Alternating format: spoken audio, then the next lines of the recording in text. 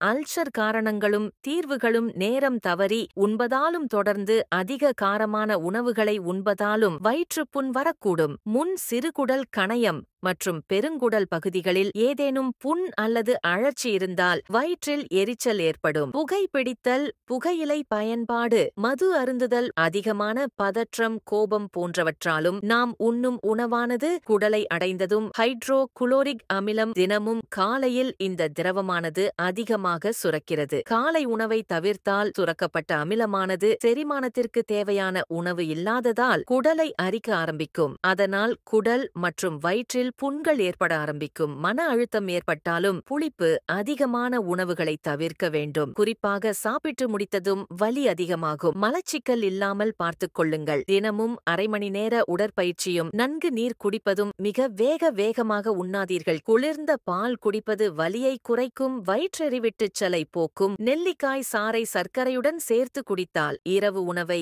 7 மணி முதல் 9 மணிக்குள் எடுத்துக்கொள்ள வேண்டும். உரிய நேரத்தில் உண்ண வேண்டும். உண்ணும்போது கோபம், தாபம், வருத்தங்களை தவிர்த்தல். சரியான நேரத்துக்கு தூக்கம் அவசியம். குடும்பம் மகிழ்ச்சியாக இருக்கும் ஆரோக்கியத்தை காப்போம் மகிழ.